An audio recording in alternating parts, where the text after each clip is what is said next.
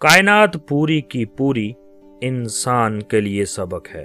یہ سبق ایک وسیع خدائی کتاب ہے جس کے ہر صفحہ پر انسان کے لیے ایک پیغام لکھا ہوا ہے، جس کے ہر ذرہ اور ہر پتا پر نصیحت کے کلمات درج ہیں، تاہم یہ سب کے سب خاموش زبان میں ہیں۔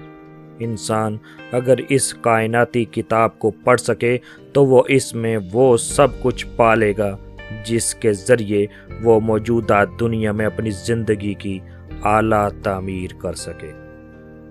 سامعین، رات کے بعد صبح کا آنا آدمی کو یہ پیغام دے رہا ہے کہ اس دنیا میں ہر ناخوشگوار صورتحال کے بعد اپنے آپ ایک نئی خوشگوار صورتحال آ رہی ہے۔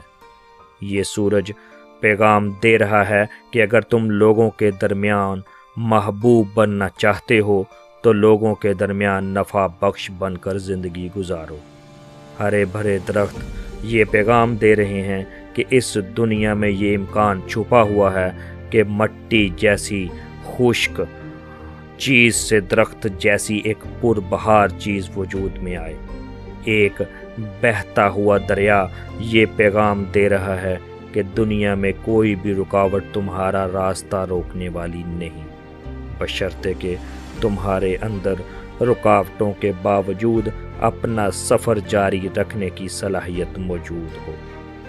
چڑیوں کو دیکھیے، رات کے وقت چڑیاں اپنے بسیرے کے مقامات پر خاموش ہو جاتی ہیں، مگر جب رات کا وقت ختم ہوتا ہے اور سویرا شروع ہوتا ہے تو چڑیاں درختوں پر چہچہانے لگتی ہیں۔